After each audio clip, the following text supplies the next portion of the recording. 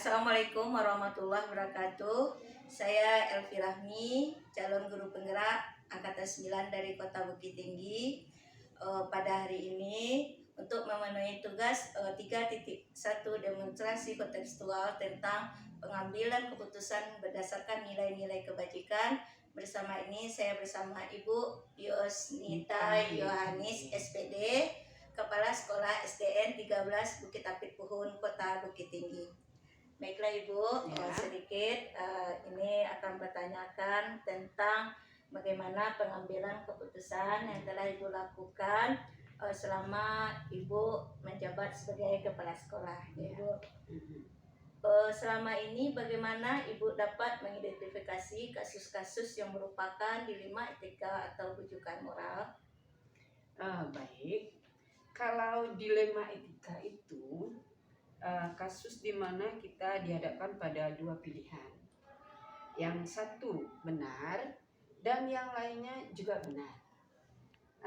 Sedangkan rujukan moral kita dihadapkan pada suatu kasus di mana yang satu bernilai benar dan yang satunya lagi bernilai salah. Terima kasih Ibu atas jawabannya. Selanjutnya Ibu, selama ini bagaimana Ibu dapat mengidentifikasi kasus-kasus yang merupakan itu termasuk dilema etika atau rujukan moral? Baik, langkah yang pertama adalah mengidentifikasi kasus tersebut. Setelah itu, identifikasi maka kita carikan bagaimana solusi dan kita pilih satu solusi yang terbaik. Solusi yang terbaik yang harus kita pilih adalah yang terbaik bagi yang berkasus dan terbaik bagi sekolah. Selama ini bagaimana Ibu menjalankan pengambilan keputusan di sekolah Ibu, terutama untuk kasus-kasus di mana ada dua kepentingan yang sama-sama benar atau sama-sama mengandung nilai kebajikan? Untuk kasus yang sama-sama benar, kita terlebih dahulu harus mengidentifikasi penyebab masalah, melibatkan semua warga sekolah, guru, penjaga sekolah, karyawan dan semuanya dalam penyelesaian kasus, bersama mencarikan solusi dari permasalahan yang ditemukan yang tidak merugikan satu sama lain. Selanjutnya Ibu, langkah-langkah atau prosedur seperti apa yang biasa Ibu lakukan selama ini? Jika terjadi suatu permasalahan, langkah-langkah yang dapat kita terapkan yaitu dengan mencari penyebab dari masalah yang sedang dihadapi. Itu apa saja? Apakah penyebabnya dari orang yang punya masalah maupun penyebabnya berhubungan dengan kasus-kasus yang lain. Dari identifikasi penyebab tersebut, kita mengajak rekan guru yang untuk berkolaborasi dan berdiskusi untuk memecahkan dan mencari solusi dari masalah tersebut. Selanjutnya Ibu, hal-hal apa saja yang selama ini Ibu anggap efektif dalam pengambilan keputusan pada kasus-kasus dilema etika? Baik, yang paling efektif yaitu kita ajak berdiskusi, bermusyawarah dari yang punya kasus, baik kasus antara siswa dengan siswa atau antara sesama tenaga pendidikan. Yang berkasus akan dipanggil dan diajak berdiskusi untuk mengutarakan apa faktor penyebabnya, mengapa sampai berbuat seperti itu, alasan apa. Setelah kita mengetahui alasan atau penyebab terjadinya kasus, kita carikan beberapa alternatif pemecahan permasalahan yang tidak merugikan sebelah pihak, baik pihak yang sedang berkasus ataupun pihak sekolah atau lembaga. Selanjutnya Ibu, hal-hal apa saja yang selama ini yang Ibu rasakan tantangan dalam pengambilan keputusan pada kasus-kasus dilema etika? Sedangkan tantangan dalam pengambilan keputusan yang berlakunya berkaitan dengan eh, sekolah, jika kasusnya dibawa ke jalur hukum dan media sosial, saya dilema dan merasa kasihan. Nah, dengan alumni sekolah, tetapi jika dibiarkan, kita malah khawatir merembet kepada teman-teman yang lain. Tetapi penegakan disiplin tetap harus ditegakkan. Apakah Ibu memiliki sebuah tata kala atau jadwal tertentu dalam sebuah penyelesaian kasus dilema etika? Apakah Ibu langsung menyelesaikannya di tempat atau memiliki sebuah jadwal untuk menyelesaikannya? Bentuk atau prosedur seperti apa yang Ibu jalankan? Kalau jadwal secara khusus untuk menyelesaikan kasus itu tidak ada. Tetapi penyelesaian masalah di sekolah tidak dibiarkan berlarut-larut, langsung diselesaikan pada saat itu juga. Lebih cepat menyelesaikan maka akan lebih baik. Adakah seseorang atau faktor-faktor apa yang selama ini mempermudah atau membantu Ibu dalam pengambilan keputusan dalam kasus-kasus dilema etika? Tentu ada ya. Yang membantu dalam menyelesaikan kasus tentu tidak terlepas dari kolaborasi dengan semua warga sekolah. Kepala sekolah, guru, siswa, orang tua. Jika kasusnya cukup untuk diselesaikan oleh guru saja, maka orang tua tidak perlu dilibatkan. Tetapi jika kasusnya penting, bahwa orang tua harus dilibatkan untuk masa depan anak, maka orang tua, guru, dan kepala sekolah perlu dilibatkan.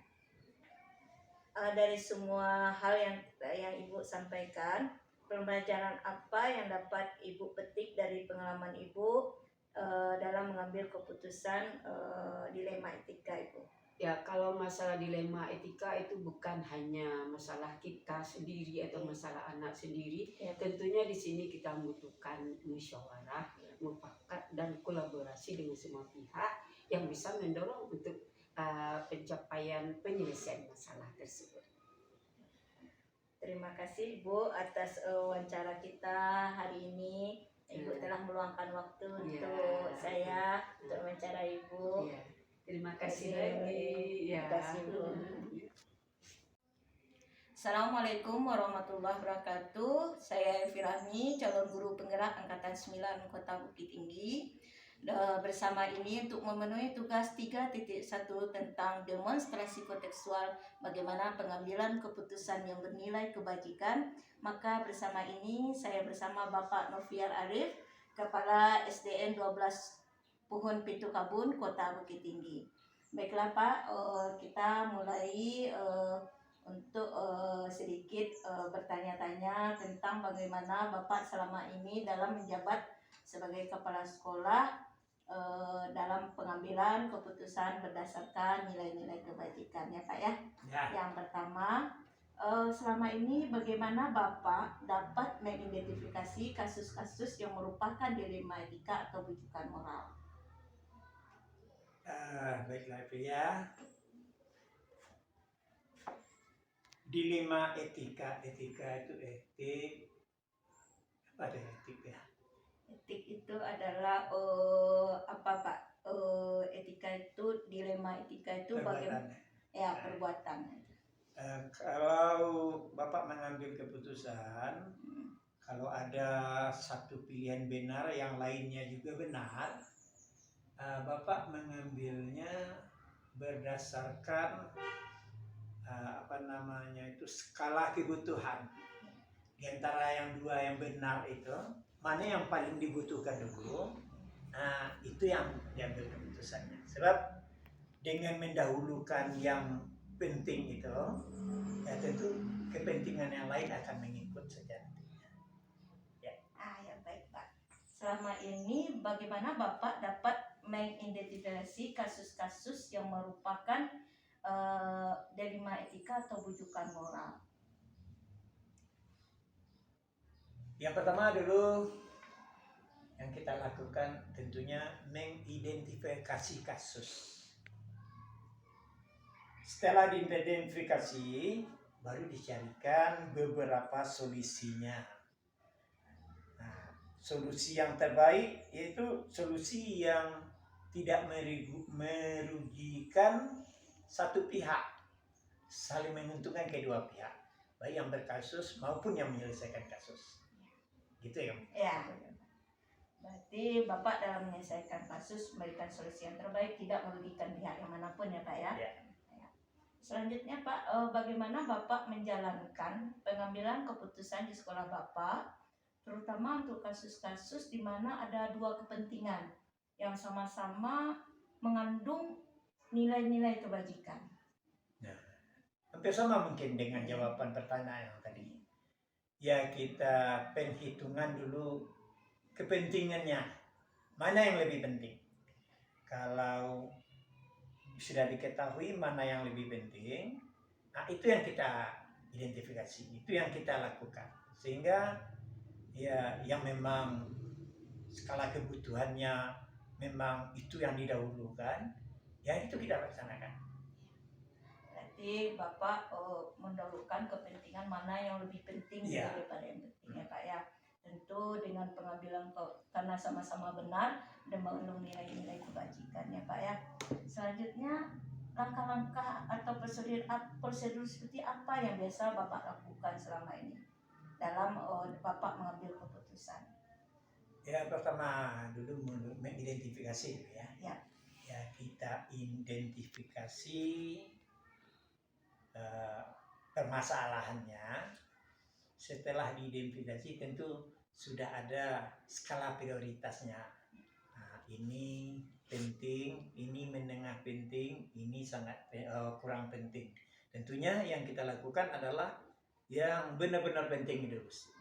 Sudah itu baru kepentingan-kepentingan berikutnya sesuai dengan skala kebutuhan.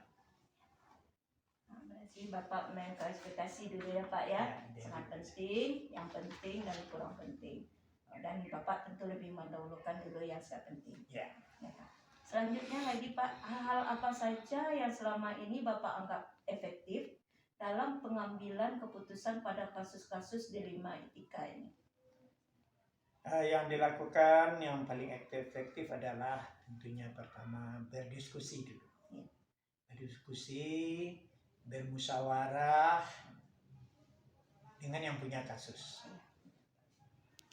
Baik kasus itu antara siswa dengan siswa atau antara sesama tenaga pendidikan.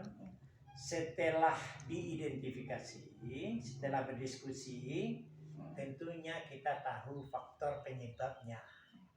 Setelah tahu faktor penyebabnya, baru kita menanyakan dulu sampai kenapa dia berbuat seperti itu.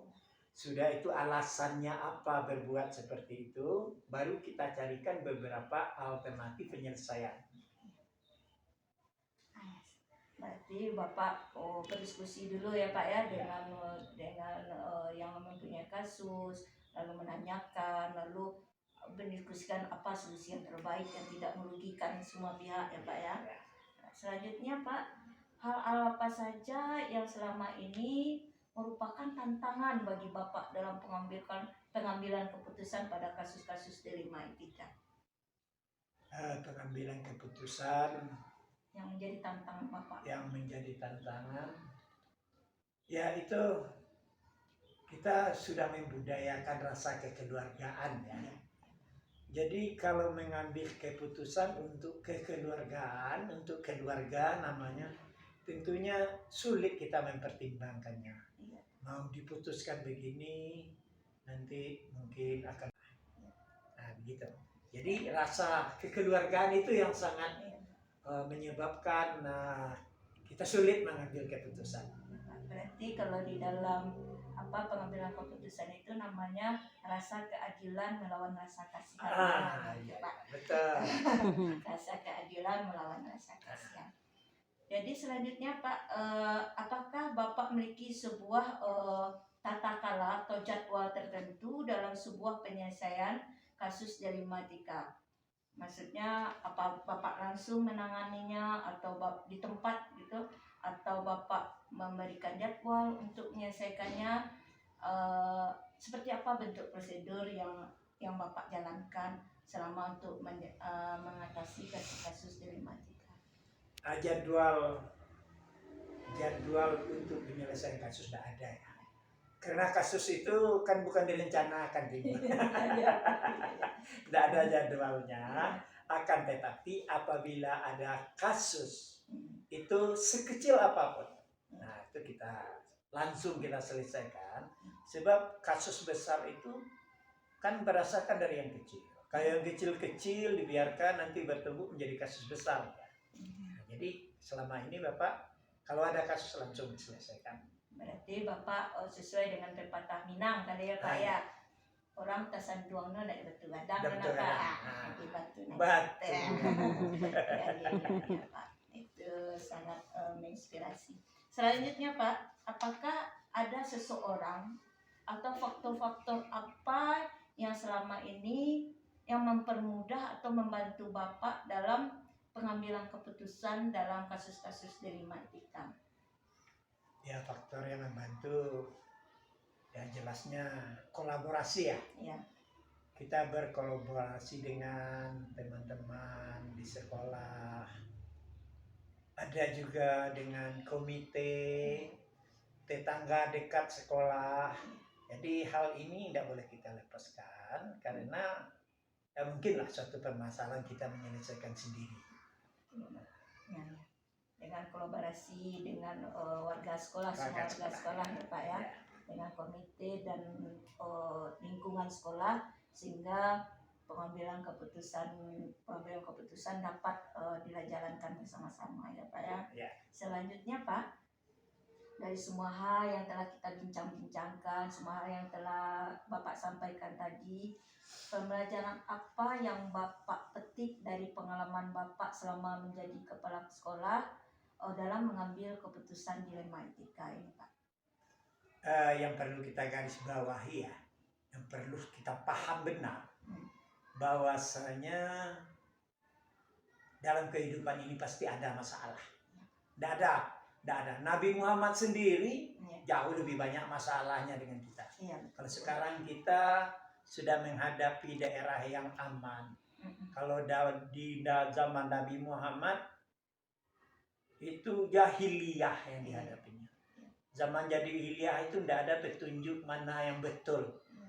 Mengerjakan itu enaknya masing-masing. Nah, kalau sekarang sudah ada koridornya. Jadi kita percaya itu bahwasanya kalau hidup ini pasti ada masalah. Tapi kita percaya juga bahwa semua masalah bisa diselesaikan. Pepatah Minang mengatakan, tidak ada kusik nandak selesai, tidak ada karuah nandak janya. Nah, jadi kita yakin dengan itu. Nanti pembelajaran pertama tidak ada. Tapi kalau kita manage masalah itu malahan menjadi suatu pembelajaran yang baik bagi kita. Nanti itu suatu ilmu yang sangat berharga sekali bagi saya pribadi ya Pak ya. Bagaimana pembelajaran, pengalaman yang Bapak berikan sebagai kepala sekolah dalam pengambilan keputusan di dalam kasus dilematika. Hanya itu wawancara dengan Bapak sebagai Kepala Sekolah SDN 12 Puhun Pitu Kabun dari Kota Bukit Tinggi. Terima kasih Pak atas waktunya.